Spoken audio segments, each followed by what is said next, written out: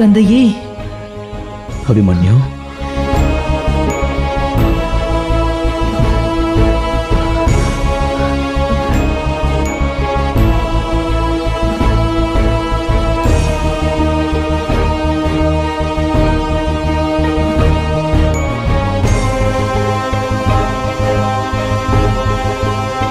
தந்தையே, ஏன் இதனால் வரை என்னை காண வரவில்லை? சூழ்நிலை எப்படி மகனே? தந்தையை மன்னித்துக்கொள். நான் உங்களை மன்னிப்பதா? இதனால் வரை நான் உங்களுக்காக எத்தனை ஆவலுடன் காத்திருந்தேன் தெரியுமா?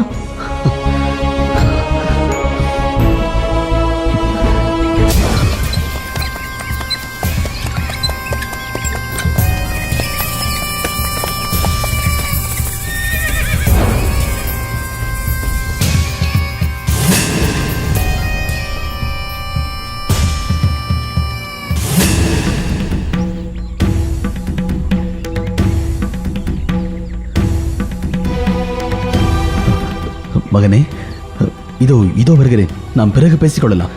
தந்தையே. அபிமன்யு, சொல்வதை புரிந்து கொள். இனி நான் உன்னை விட்டு பிரிய மாட்டேன். இது சத்தியம். இப்போது எனக்கு விடை கொடு. நான் இதோ வருகிறேன்.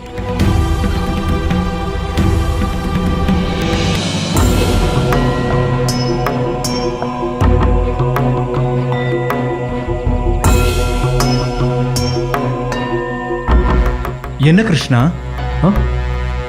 மாடத்தில் இருந்து கொண்டு அப்படி என்ன ரசித்துக் கொண்டிருக்கிறாய்? கொஞ்ச நேரம் கழித்து தாங்களே அறிந்து கொள்வீர்கள். இப்போது எனக்கு உறக்கம் வருகிறது. நான் செல்கிறேன்.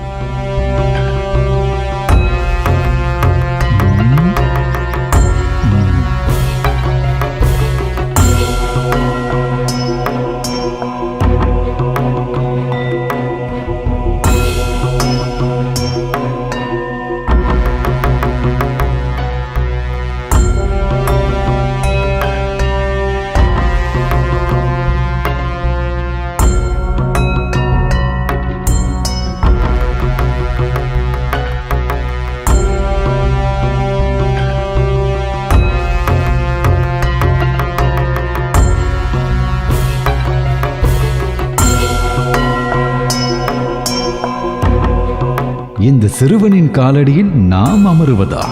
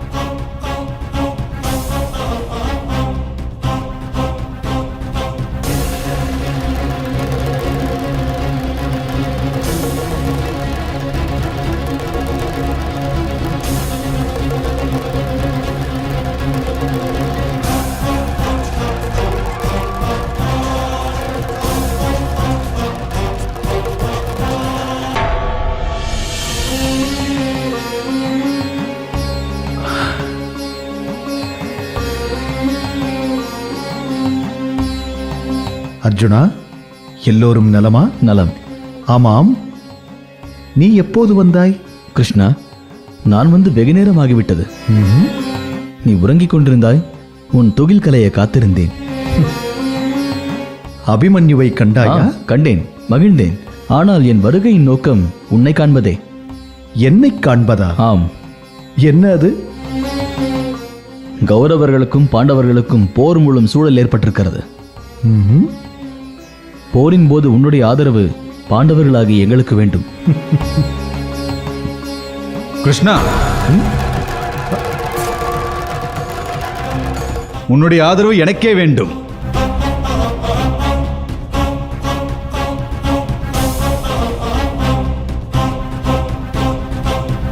துரியோதனா, நீ எப்போது வந்தாய்? நான் அல்லவா முதலில் வந்தேன். என்னிடமல்லவா நீ முதலில் பேசியிருக்க வேண்டும். நீ வந்ததை நான் எப்படி அறிவேன்? என் காலடியில் அமர்ந்திருந்தான் அர்ஜுனன். ஆதலால் விழித்ததும் நான் அவனையே முதலில் கண்டேன். அவனோடு பேசினேன். கண்டதும் சரி, பேசியதும் சரி. போரில் எனக்கே நீ ஆதரவு தர வேண்டும். கிருஷ்ணா, நானே உன்னிடம் முதலில் ஆதரவு கேட்டேன். அதை மறந்து விடாதே. முதலில் வந்தது நான், ஆதலால் ஆதரவு எனக்கே. கிருஷ்ணா, நீ தர்மம் அறிந்தவன். முதலில் கோரியவர்களுக்கே உதவி நல்க வேண்டும் என்பது தர்மம். இருவரும் சண்டையிட்டுக் கொள்ள வேண்டாம். இருவருக்கும் நான் உதவ முடிவு செய்திருக்கிறேன். ஏற்றுக்கொள்ள முடியாது. எனக்கு மட்டுமே நீ ஆதரவு அளிக்க வேண்டும். அதை எப்படி நீ முடிவு செய்ய முடியும் துரியோதனா? முடிவு செய்ய வேண்டியவன் நான் அல்லவா? இருவருக்கும் எப்படி உன்னால் உதவ முடியும்? முடியும் துரியோதனா. என்னுடைய படை பரிவாரங்கள் ஒருவருக்கு, நான் ஒருவருக்கு. ஆனால் யுத்த களத்தில் நான் போரிட மாட்டேன். சிறியவனான அர்ஜுனனுக்கே முதல் உரிமை. உனக்கென்ன வேண்டும்? இதை ஏற்க முடியாது. முதலில் வந்தவன் நான், ஆதலால் எனக்கு வேண்டியதை நானே முதலில் கேட்பேன். கிருஷ்ணா, உன்னை முதலில் கண்டவன் நான், ஆகவே நானே கேட்பேன். கண்டது யாரானால் என்ன? வந்தது நான் அல்லவோ, நானே முதலில் கேட்பேன். துரியோதனா, நான் கூறிய இரண்டில் நீ விரும்பியது உனக்கு கிடைக்கும். கவலைப்படாதே. அர்ஜுனா, நீ வேண்டியதை கேள். நான் வேண்டுமா, இல்லை என் படை பரிவாரங்கள் வேண்டுமா? கிருஷ்ணா, நீ மட்டும் எங்கள் பக்கம் இருந்தால் நாங்கள் இந்த அகிலத்தையே வெல்வோம். ஆகவே நீ மட்டும் போதும் கண்ணா. எப்படி ஒரு மடையனை நான் இதுவரை கண்டதே இல்லை. இந்த கிருஷ்ணனை வைத்துக்கொண்டு நாம் என்ன செய்வது? அதுவும் சண்டை போடாத இவன் நமக்கு எதற்கு? நம்மையே ஏளனம் செய்து சிரித்துக் கொண்டிருப்பான். அவன் படைகளாவது நமக்கு உதவியாக இருக்கும்.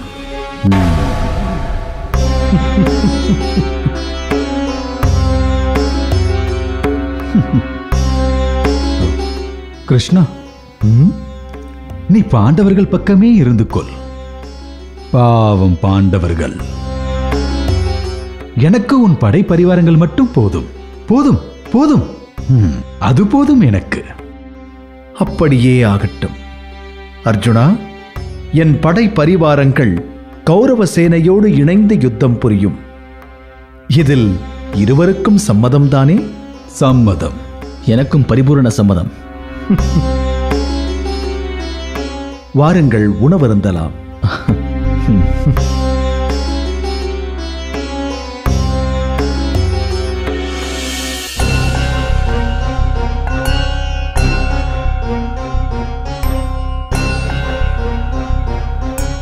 வணக்கம் குருவே. துரியோதனா, அத்தினாபுரத்தில் அனைவரும் நலம்தானே? அனைவரும் நலம். அர்ஜுனா, பாண்டவர்கள் அனைவரும் நலம்தானே? நலமாக இருக்கிறார்கள். என்ன இது விந்தை! இரு துருவங்களும் ஒன்று சேர்ந்திருக்கின்றன. இது எப்படி சாத்தியமானது? யுத்தத்திற்கு ஆதரவு திரட்ட இருவரும் வந்திருக்கிறார்கள். தாங்கள் யாருக்கு ஆதரவு அளிக்கப் போகிறீர்கள் அண்ணா? குருநாதர் என் மீது பேரன்பு கொண்டவர். ஆகவே அவர் ஆதரவு எனக்கே. என்னை மன்னித்து விடு துரியோதனா. அப்படி என்றால்? அஞ்சாதே துரியோதனா. நான் இந்த யுத்தத்தில் பங்கு பெறப் போவதில்லை. பாண்டவர்களும் கௌரவர்களும் எனக்கு ஒன்றுதான்.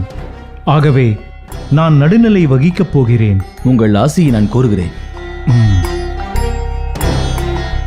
என் ஆசி உங்கள் இருவருக்கும் உண்டு. வந்த வேலை முடிந்து விட்டது. நான் வருகிறேன்.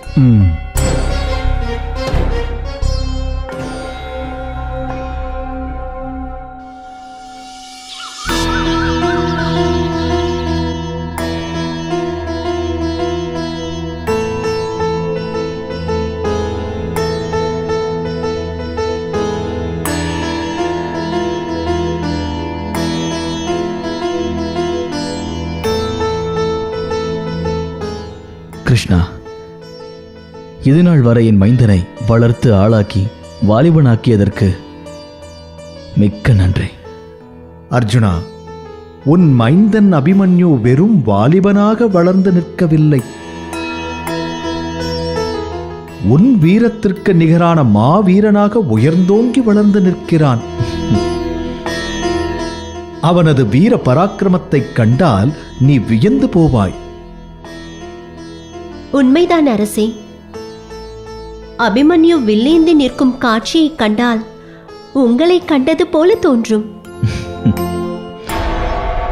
இன்னும் கூறப்போனால் அர்ஜுனனை விட அபிமன்யு வீரத்தில் ஒரு படி மேலே உயர்ந்திருக்கிறான் என்றுதான் சொல்ல வேண்டும். அப்படியா? எந்த விதத்தில் என்று நான் அறியலாமா? போர் வியூகங்களையும் யுத்த தந்திரங்களையும் மாமன்களிடமிருந்து கற்று கரை தேர்ந்திருக்கிறான். ஓ, அர்ஜுனா, அவனது யுத்த ஞானத்தை காண விரும்புகிறாய் அல்லவா? ஆமாம், நிச்சயமாக. ஒரு தந்தைக்கு இதைவிட வேறு என்ன மகிழ்ச்சி இருக்க முடியும்? அபிமன்யு, யுத்த தந்திரங்களில் முதன்மையானது எது? சமாதானம்.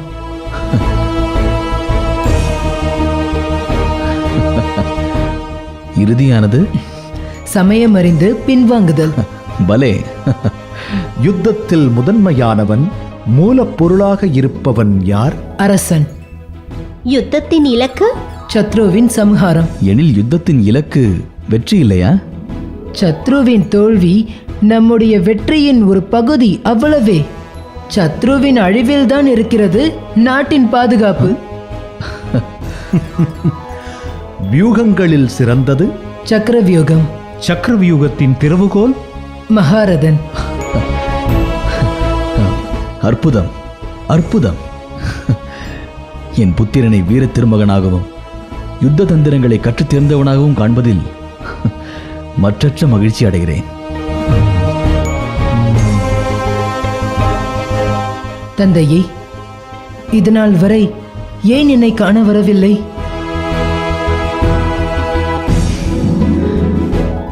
அது இப்பொழுது கூட காரணம் இல்லாமல் வந்திருக்க மாட்டார். உண்மைதான். காரணமாகத்தான் வந்திருக்கிறேன். காரணம் என்னவோ?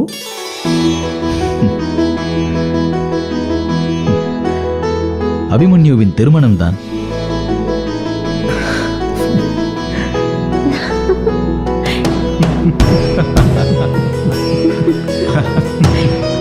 அப்படியா? என்ன இருந்தாலும் அபிமன்யுவை நாங்கள் வளர்த்தவர்கள்தானே.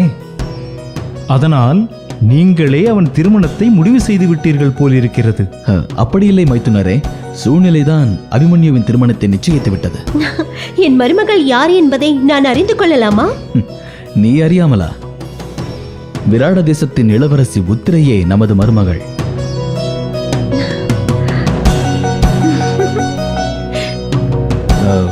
திருமணம் நிச்சயமாகிவிட்டது. திருமணத்திற்கு அழைப்பு விடுக்கவே நான் இப்போது வந்திருக்கிறேன். எங்களை அழைக்காமல் இருக்க முடியுமா? மாப்பிள்ளையே எங்கள் வசம்தானே இருக்கிறார். தாங்கள் அனைவரும் திருமணத்திற்கு விராட தேசம் வர வேண்டும்.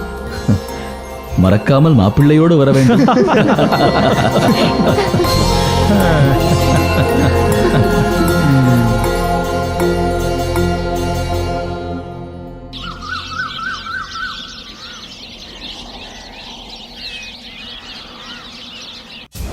மாமா, ஒருவேளை அந்த மாயக்கண்ணன் சம்மதிக்காவிட்டால்?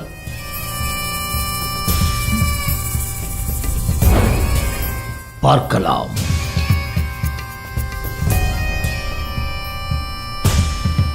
வெற்றி, வெற்றி நண்பா, வெற்றி. மருமகனே, என்ன சொல்கிறாய் நீ? கிருஷ்ணனின் ஆதரவை பெற்றுவிட்டாயா? மாமா, அண்ணன் துரியோதனன் எடுத்த காரியத்தை முடிப்பான். நிச்சயம் பெற்றிருப்பான். நீ கூறுவதை என்னால் நம்ப முடியவில்லை. நீ சொல்வதெல்லாம் உண்மையா? கிருஷ்ணன் நமக்கு ஆதரவளிக்க சம்மதித்து விட்டாரா? ஆம் நண்பா, நான் சென்றபோது அந்த கிருஷ்ணன் உறங்கிக் கொண்டிருந்தான். நானும் அர்ஜுனனும் அவன் விழிப்பதற்காக காத்துக் கொண்டிருந்தோம். விழித்ததும் அவன் அர்ஜுனனை பார்த்து என்ன வேண்டும் என்று கேட்டான். ஏன் உன்னை கிருஷ்ணன் பார்க்கவில்லையா? ஏனென்றால் நான் அவன் தலைமாட்டில் அமர்ந்திருந்தேன். அர்ஜுனன் அவன் காலடியில் அமர்ந்திருந்தான். விழித்ததும் அவனை முதலில் பார்த்ததால் அவனுக்கு என்ன வேண்டும் என்று கேட்டான். துரியோதனா, நான் கிளிப்பிள்ளைக்கு உரைப்பது போல் உன்னிடம் என்ன கூறினேன்? அவன் காலடியில் விழுந்தாவது காரியத்தை சாதித்து விட்டு வா என்றேன். இப்படி உன் ஆணவச் செருக்கினால் அருமையான வாய்ப்பை கோட்டை விட்டு விட்டாயே. அந்த சிறுவனின் ஆதரவு யாருக்கு வேண்டும்? அந்த கிருஷ்ணன் நான் வேண்டுமா அல்லது எனது படைப்பரிவாரங்கள் வேண்டுமா என்று கேட்டான். நான் படைப்பரிவாரங்களே போதும் என்று சொன்னேன். அவனும் கொடுத்து விட்டான். ஆனால் அந்த அர்ஜுனனும் அந்த கிருஷ்ணனின் ஆதரவை நாடினான். முட்டாள். முட்டாள் அவன் இல்லை, நீதான். ஆம், நீதான் முட்டாள். உன்னை போல் ஒரு மூடனை நான் இதுவரை கண்டதே இல்லை. மாமா, படைப்பரிவாரங்களை விட அந்த கிருஷ்ணனின் உதவி பெரிதா என்ன? நம்மிடம் இல்லாத படை பரிவாரங்களா அந்த கிருஷ்ணனிடம் இருக்க போகிறது? அதை கொண்டு நாம் என்ன செய்வது?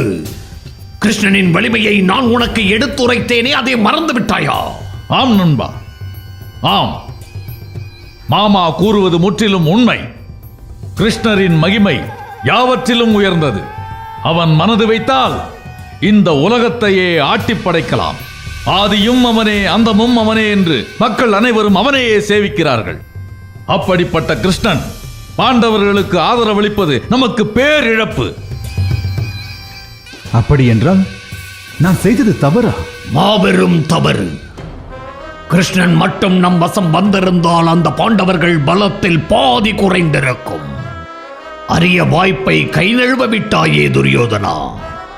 எனில் சூட்சகமாக என்னை ஏமாற்றிருக்கிறான் அந்த கிருஷ்ணன்.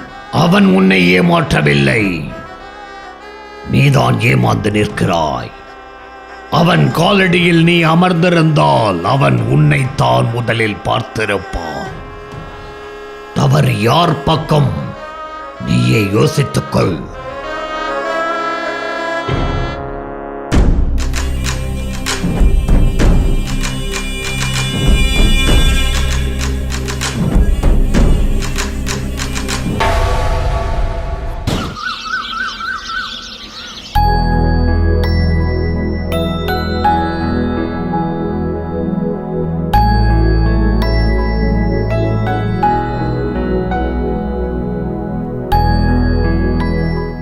திரௌபதி, நீண்ட நாட்கள் பிரிந்திருந்த குழந்தைகளை காணப்போகிறோம் என்ற கலக்கமா?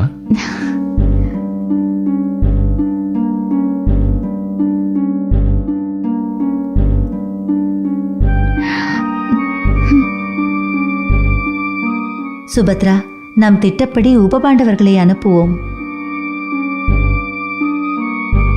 என் மகள் தன் மகன்களை சரியாக கண்டுபிடிக்கிறாளா என்று பார்ப்போம். அத்தை, இந்த விளையாட்டு நமக்கு தேவைதானா? என் மகளிடம் விளையாடாமல் வேறு யாருடன் விளையாடுவது? முதலில் நீ செல்.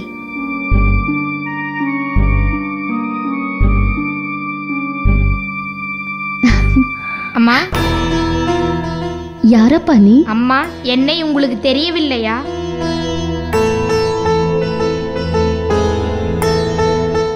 யாரென்று சொன்னால் தானே தெரியும். யார் நீ? தங்களின் புத்திரன். புத்திரனா? நீ கூறுவது விளங்கவில்லையே.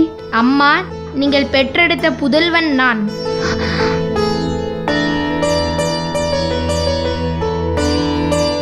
சிறுவனே, நீ யாரென்று தெரியவில்லை.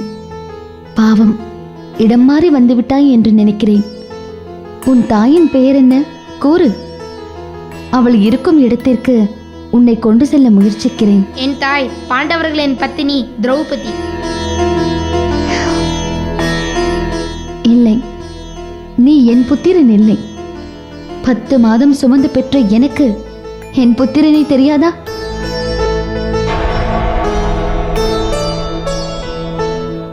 உன்னை கண்டால் என் மேனி சிலிர்க்கவில்லை, மெய் உருகவில்லை, கண்ணீர் பொங்கவில்லை, என் தாய் உள்ளம் துடிக்கவில்லை. நீ என் புத்திரன் இல்லை. நீ உன் தாயிடம் செல்.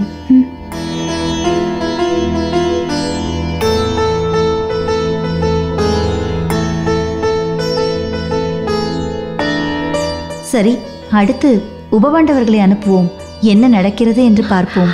அத்தை, தர்மரின் புத்திரர்களில் இருந்து வரிசை கிரமமாக அனுப்பினால் திரௌபதி ஒருவேளை கண்டு கொள்ள வாய்ப்புள்ளது. ஆகவே முதலில் நகுலனின் புத்திரன் சதாநீகனை அனுப்புவோம். சரி, சதானிகா நீ செல். நான் தயார், இதோ செல்கிறேன்.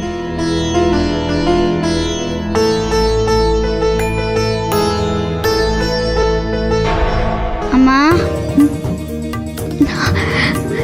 சதானிகா,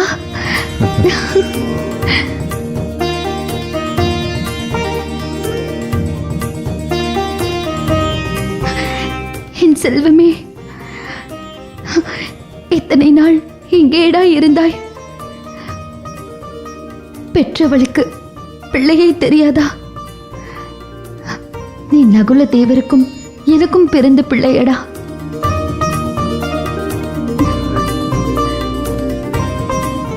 என்ன வியப்பு! சரியாக கண்டு கொண்டாளே என் புத்திரி.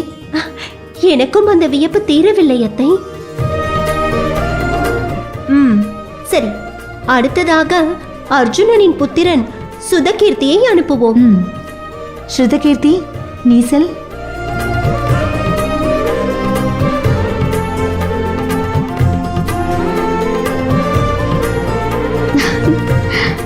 அம்மா, ஸ்ருதகீர்த்தி,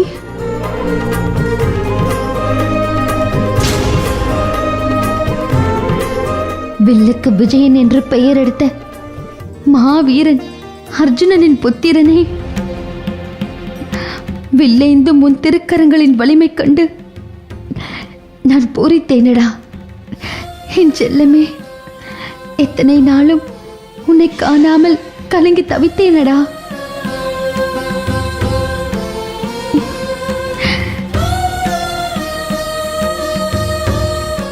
சரி, அடுத்ததாக தர்மனின் புத்திரன் பிரதிவிந்தையனை அனுப்புவோம். பிரதிவிந்தையா நீ செல்.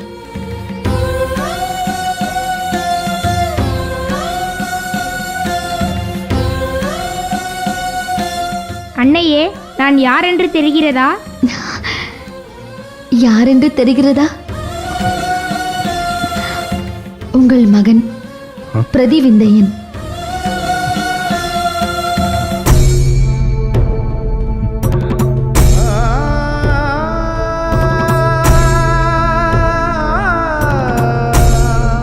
பிரதிவிந்தையா,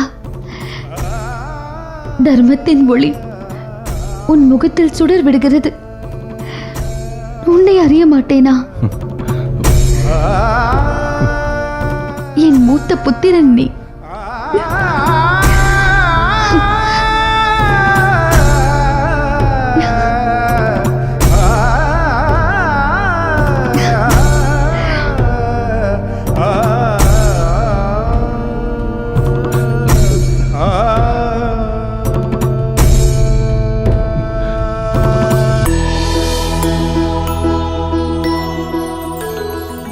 அத்தை, அடுத்து சகாதேவனின் புத்திரன் ஸ்ருதசேனனை அனுப்புவோம். நிச்சயமாக அவளால் கண்டுபிடிக்க இயலாது. பாருங்களேன். பார்ப்போம். ஸ்ருதசேனா நீ செல்.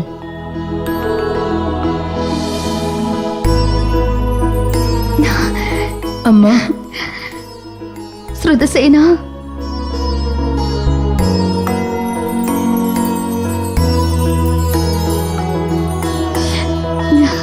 சாஸ்திரங்களின் ஞானம் பெற்ற என்னவர் சகாதேவனின் புத்திரனே, என் கண்மணியே, என் கடை செல்வமே,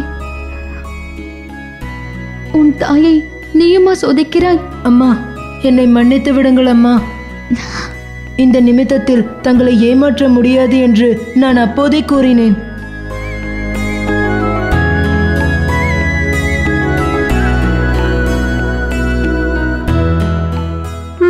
அந்த நால்வரையும் கண்டுபிடித்து விட்டார்கள்.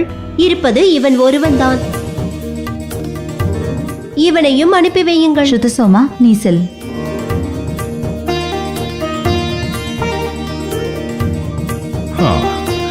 இவன் பீமன் புத்திரன்.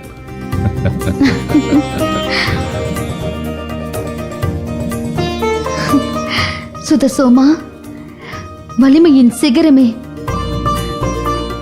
என் பீமசேனனின் மைந்தனே, நீ நடக்கும் நடையிலே யானையின் கம்பீரத்தை காட்டுகிறாய்.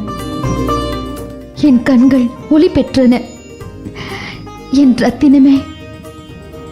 அம்மா, எனக்கு சாப்பிட என்ன கொண்டு வந்தாய்?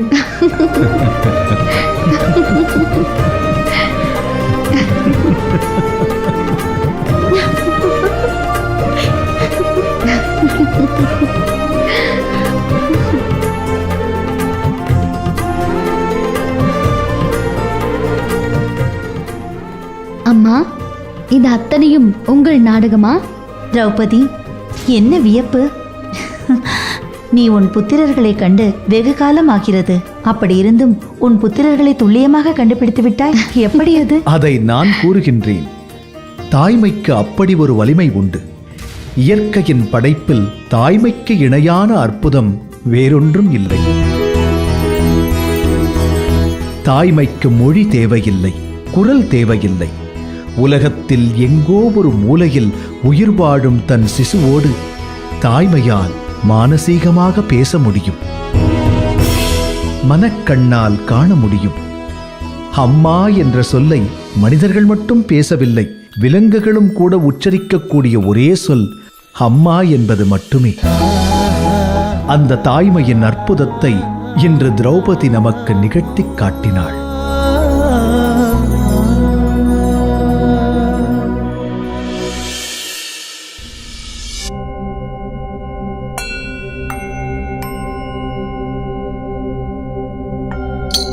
நாராயண நாராயண. இந்திரா, இந்திரா,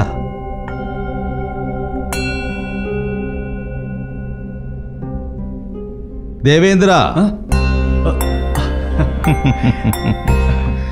உன்னை போன்ற சுகவாசியே 17 உலகங்களிலும் நான் எவரையும் கண்டதில்லை. நாரதரே, எதுவாக இருந்தாலும் நேரடியாக கூறுங்கள்.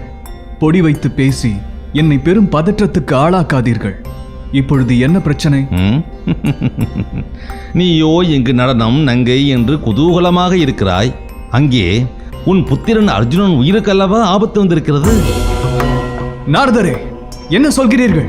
பாண்டவர்களுக்கும் கௌரவர்களுக்கும் யுத்தம் மூளப்போவது உறுதியாகிவிட்டது. அந்த யுத்தத்தில் அர்ஜுனன் உயிரை பறிப்பேன் என்று கர்ணன் சபதம் பூண்டுள்ளான். என் புத்திரன் அர்ஜுனன் மாவீரன். அந்த சூத புத்திரன் கர்ணனால் அவன் நிழலை கூட நெருங்க முடியாது. என் புத்திரன் ஈசனோடு சமர் புரிந்த மாவீரன். கர்ணனை யுத்தத்தில் என் புத்திரன் நிச்சயம் கொல்வார். கர்ணனிடம் கவச்சமும் குண்டலமும் இருக்கும் வரை யாராலும் கர்ணனை கொல்ல முடியாது. கர்ணனால் உன் புத்திரன் அர்ஜுனனுக்கு மரணம் ஏற்பட போவது நிச்சயம். நாரதரே, என்ன கூறுகிறீர்கள்? இப்பொழுது என்னதான் செய்வது? ஏதேனும் உபாயம் இருந்தால் கூறுங்கள். ஒரே ஒரு உபாயம்தான் உள்ளது. என்ன உபாயம் அது? கர்ணனிடம் உள்ள கவச்சத்தையும் குண்டலத்தையும் நீ கவர்ந்து வர வேண்டும். அது எப்படி சாத்தியம்? நீ அந்தணன் வேடம் பூண்டு கர்ணனிடம் கவச்சத்தையும் குண்டலத்தையும் யாசிக்க வேண்டும். இந்திரலோகத்தின் அரசனான நான் யாசிப்பதா? நாரதரே, அது நடக்காது. உன் புத்திரனின் உயிரை விட உன் தன்மானம்தான் உனக்கு முக்கியம் என்று தோன்றினால் அது உன் விருப்பம். அர்ஜுனனின் மரணத்தை யாராலும் தடுக்க முடியாது. நான் வருகிறேன். நாராயண. நாரதரே, இது என்ன சோதனை?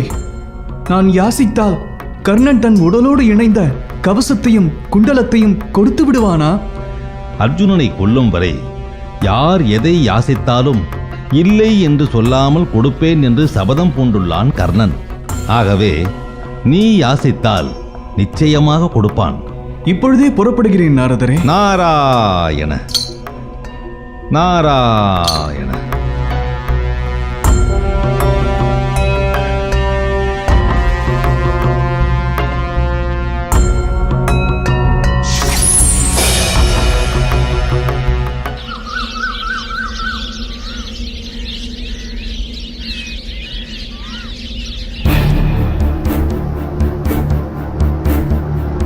கூடாது. யாரும் இந்த திருமணத்திற்கு செல்லக்கூடாது. அரசர் அமைதியாக இருக்க எங்களுக்கு உத்தரவு போடும் அதிகாரத்தை உனக்கு யார் கொடுத்தது துரியோதனா? அரசரின் உத்தரவும் அதுவாகத்தான் இருக்கும்.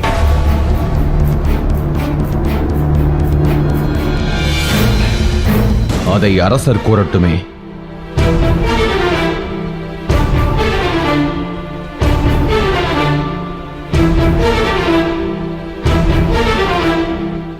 மாமன்னரே, தாங்கள் அமைதி காப்பதை தவிர்த்து திருவாய் மலரலாமே.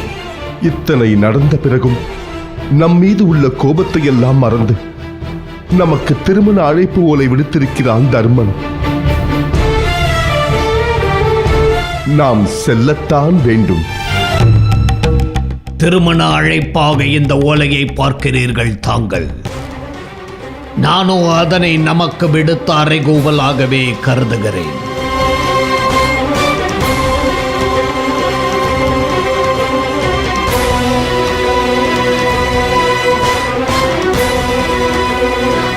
சகுனி, நீ கூறுவதன் பொருள்?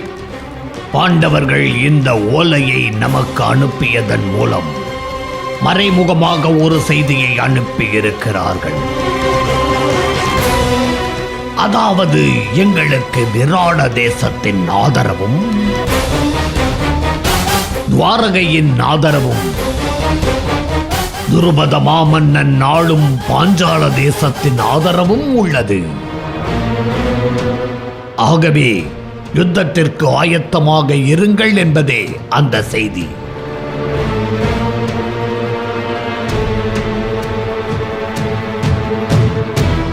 சகுனி, உன்னுடைய விருப்பம் யுத்தம் என்பதை நான் என்றோ அறிவேன்.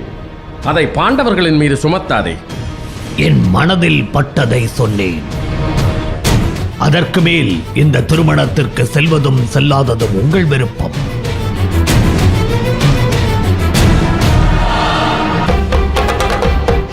இந்த திருமணத்திற்கு யாரும் செல்லக்கூடாது. அதுவே என் இறுதியான முடிவு.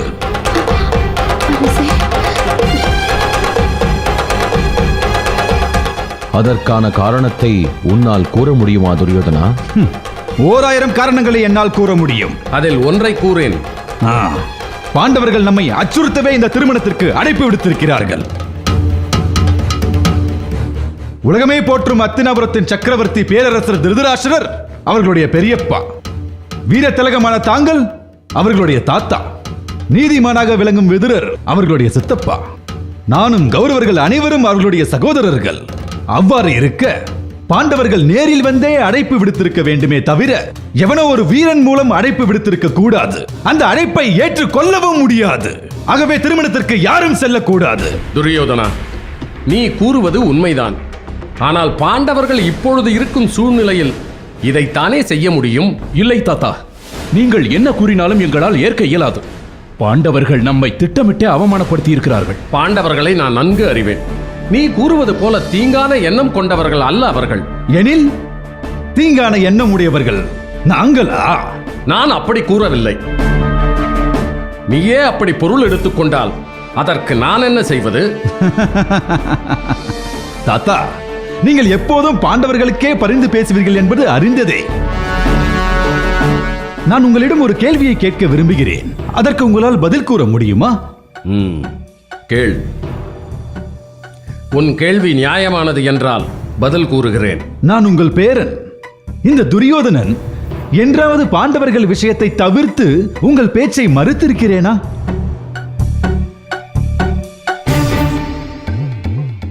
சித்தப்பா, மனசாட்சியோடு கூறுங்கள். பாண்டவர்கள் குறித்த விவாதத்தை தவிர்த்து என்றாவது உங்களை மரியாதை குறைவாக பேசியிருக்கிறேனா? இது நாள் வரை இல்லை. குலகுருக்களே, நீங்கள் கூறுங்கள். பாண்டவர்கள் விஷயத்தை தவிர்த்து என்றாவது ஒரு நாள் உங்கள் சொல்லுக்கு மறுசொல் கூறியிருக்கிறேனா? பாண்டவர்கள் இடத்தில் மட்டும் ஏன் இந்த வன்மம்? அதற்கு காரணம் நான் அல்ல, நீங்கள் அனைவரும் தான்.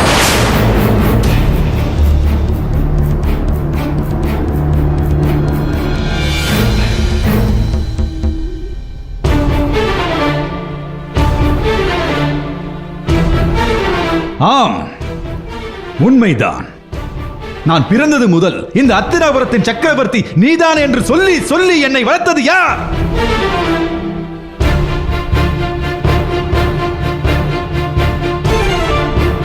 கூறுங்கள் சித்தப்பா, கூறுங்கள் தாத்தா. திடீரென்று எங்கிருந்தோ வந்த பாண்டவர்கள் ராஜ்யத்தில் பங்கு கேட்டார்கள். அவர்கள் மீது எனக்கு வன்மம் பெருகியது. அதற்கு காரணமும் நீங்கள் அனைவரும் தானே. அப்படி இருக்க திடீரென்று எங்கிருந்தோ வந்த பாண்டவர்களுக்கு ராஜ்யத்தில் பங்கு கேட்டால் அவர்கள் மீது எனக்கு வன்மம் வராதா என்ன? கூறுங்கள். வன்மம் வராதா என்ன? அடே துரியோதனா, இது உன்னுடைய தேசம் அல்ல. உனது தந்தையும் இந்த நாட்டின் சக்கரவர்த்தி அல்ல.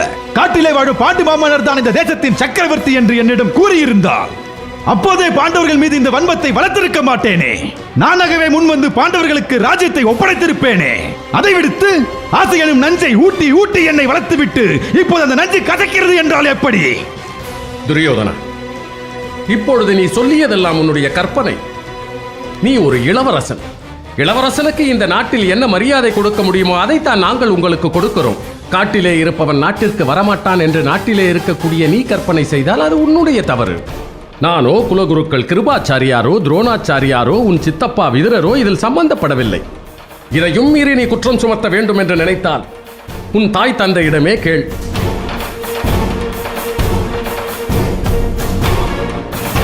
நீங்கள் 1000 கூறினாலும் என் நண்பன் பேச்சில் எந்த மாற்றமும் இல்லை. பிதாமகர் கூறியதைப் போல என் நண்பன் இளவரசன் தான். இந்த திருமணத்தில் நாம் கலந்து கொண்டால் அது இந்த அத்தினாபுரத்திற்கே அவமானம். அதையும் தாண்டி அவமானப்படுத்த நினைப்பவர்கள் இந்த திருமணத்தில் கலந்து கொள்ளலாம்.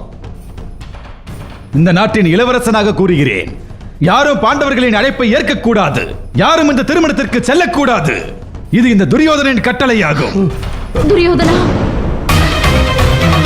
துரியோதனா, துரியோதனா, அரசே.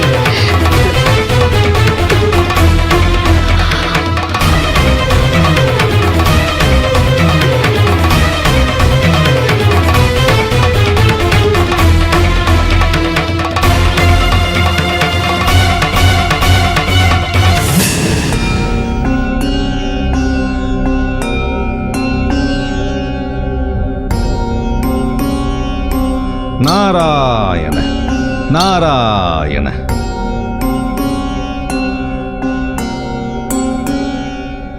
வாருங்கள் நாரதரே, என்ன இன்று அதிசயம்? அபூர்வமாக என்னை காண வந்திருக்கிறீர்கள். ஆபத்து வந்தது, அடியேன் தங்களை காண வந்தேன். தங்களுக்கு அப்படி என்ன ஆபத்து வந்துவிட்டது? ஆபத்து எனக்கில்லை, தங்களுக்கு. இந்த பூலோகத்தையே என் கரங்களால் ரட்சிக்கும் எனக்கே ஆபத்தா? நல்ல வேடிக்கை. அழிக்கும் ஈசனுக்கும் மூவுலகையும் காத்து ரட்சிக்கும் எம்பெருமான் நாராயணனுக்கும் உயிர்களை படைக்கும் பிரம்மனுக்குமே ஆபத்து நேரும் பொழுது தாங்கள் எம்மாத்திரம் சூரியதேவரே? நாரதரே, என்ன கூறுகின்றீர்? சூரியதேவரே, பொறுமை. உன் புத்திரன் கர்ணனால் தன் புத்திரன் அர்ஜுனனுக்கு ஆபத்து என்பதை அறிந்து கொண்டான் இந்திரன். கர்ணன் மாவீரன் அல்லவா? அவனை யுத்தத்தில் கொல்ல முடியாது என்பதை அறிந்து கொண்டு வஞ்சனையால் அவனை பழித்திருக்க புறப்பட்டு விட்டான் இந்திரன். நாரதரே, என்ன வஞ்சனை என்று கூற முடியுமா? அதை உரைக்கத்தானே உம்மை தேடி வந்திருக்கிறேன். கர்ணனிடம் கவசமும் குண்டலமும் இருக்கும் வரை அவனை யாராலும் வெல்ல முடியாது. இந்த சூட்சுமத்தை அறிந்து கொண்ட இந்திரன் அவற்றை கர்ணனிடமிருந்து யாசகமாக பெற புறப்பட்டு விட்டான் இந்திரன். என் புத்திரன் வள்ளலாயிற்றே. எவர் எதை கேட்டாலும் இல்லை என்று கூறாமல் கொடுத்து விடுவானே. நான் என்ன செய்வது? சூரியதேவரே, உடனே புறப்படும். உன் புத்திரனை தடுத்தாட்கொள்ளும். வந்திருப்பது இந்திரன் என்பதை அறியாமல் அவன் யாசிப்பதை கர்ணன் கொடுத்துவிட்டால் பிறகு கர்ணனை யாராலும் காப்பாற்ற முடியாது. நான் கூறினால் கேட்பானா என் புத்திரன்? சூரியதேவரே, இதுவரை தன் தாய் யார் தந்தை யார் என்பதை அறியாமல் தவித்துக் கொண்டிருக்கிறான் கர்ணன். தாங்கள்தான் அவனின் தந்தை என்பதை அறிந்து கொண்டால் மிக்க மகிழ்ச்சி அடைவான் கர்ணன். தந்தை சொல்மிக்க மந்திரம் இல்லை என்பதை அறிந்தவன் கர்ணன். ஆகவே நீர் சென்று கூறினால் உன் கூற்றுக்கு செவிசாய்க்க வாய்ப்புள்ளது. உடனே புறப்படும். இதோ என் புத்திரன் உயிர் காக்க இப்பொழுதே புறப்படுகிறேன். நான் வந்த வேலை முடிந்துவிட்டது, வருகிறேன். நாராயண நாராயண.